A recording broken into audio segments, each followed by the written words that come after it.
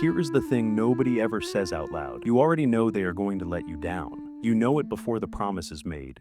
You know it before you even pick up the phone. And you show up anyway. You hope anyway. And when it falls apart, exactly the way some quiet part of you knew it would, you somehow still find a way to blame yourself. That is the part nobody on the outside understands. But you do. Because for you, loyalty was never really about the other person. It was about something you were still trying to finish. Something that started long before you were old enough to name it. You have been the reliable one your whole life. The one who stayed. The one who answered. The one who forgave first. And somewhere along the way, you learned that your worth, your right to be loved, was tied to your ability to hold on. So you lower your expectations. You try again with the same person or with someone new who carries the exact same energy. And the question that follows you into the dark at 2 in the morning, why do I keep doing this to myself? The answer is older than the relationship you are thinking about right now. I came across this pattern recently and it stopped me completely because I recognized it in myself. There is a pattern psychologists call trauma bonding. It does not mean you bonded over trauma. It means your nervous system learned connection in an environment where love and inconsistency arrived together, where the person who made you feel safest was also the person who could make you feel the most invisible. And in that uncertainty, your body learned something that felt like love, but was actually survival. Stay close, stay useful, stay loyal. Because the moment you stop trying, everything falls apart. Your nervous system learned to read inconsistency as intimacy. The highs and the lows, the warmth and the withdrawal. Your body started to recognize that pattern as what closeness feels like. Psychologists call this intermittent reinforcement. It is the same mechanism behind gambling. The unpredictability is not a bug. For your nervous system, the unpredictability is the whole point. It keeps you engaged. It keeps you loyal to a slot machine that occasionally, just occasionally enough, pays out. Research shows that anxious attachment, where your sense of safety depends entirely on someone else's consistency, develops in early environments where that consistency was missing, where love was real but unpredictable. And your nervous system, trying to make sense of that, landed on the only explanation a child can land on. It must be something I'm doing. I just need to do more. That was not weakness. That was an extraordinarily intelligent child doing the only thing they could do to stay connected to the people they needed. It just followed you into adulthood without asking your permission. Bessel van der Kolk wrote that traumatized people chronically feel unsafe inside themselves. And for you, that unsafety does not look like fear. It looks like loyalty. It looks like generosity. It looks like being the bigger person again, for someone who has never once had to be the bigger person with you.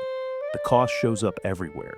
In relationships, you carry the emotional weight, make the repairs, extend the grace, and then lie awake, wondering what is wrong with you, that you can never seem to receive what you give. In friendships, you remember everyone's birthday, show up for every crisis, and sit alone wondering why nobody ever asks how you are doing.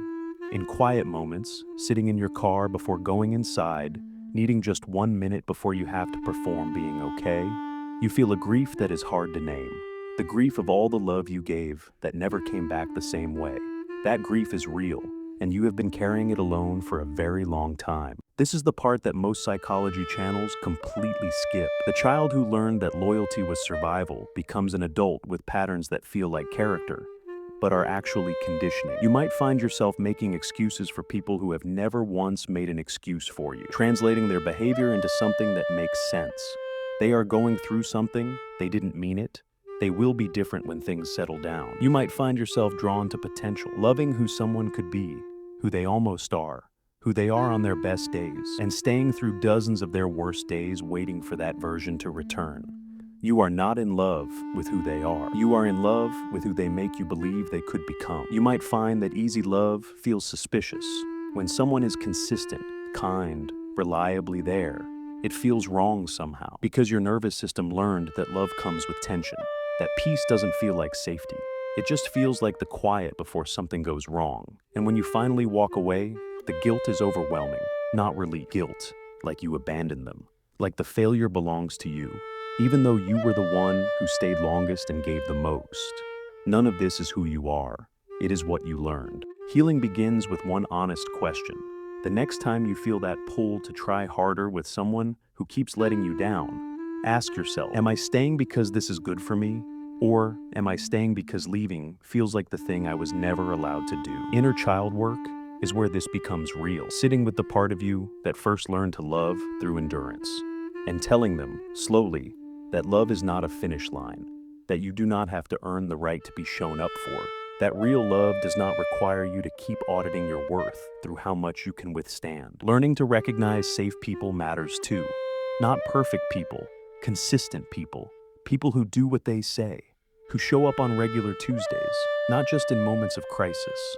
Your nervous system will need time to trust that this is real. Give it time. Jung wrote, "Until you make the unconscious conscious, it will direct your life, and you will call it fate." What you have been calling fate, this pattern of loving people who let you down, is not your destiny. It is your history. And history, unlike fate, can be changed. The goal is not to be fixed. It is to become whole. You are not broken for loving people who didn't love you back the way you deserved. You were doing the only thing your nervous system knew how to do, trying to finish a love that was interrupted before you ever saw what it could become. You are allowed to put that down now. You are allowed to stop. And you are allowed to finally, quietly, choose yourself. There are people watching this right now who have stayed long past when they should have left. Not because they were weak, but because they loved deeply and hoped fiercely. If that is you, you are not alone. You are part of a quiet community of people just learning that they are worth showing up for too. Tell me in the comments, has there ever been someone you kept giving chances to, even when you knew better? Whatever you share, someone else reading it will feel a little less alone.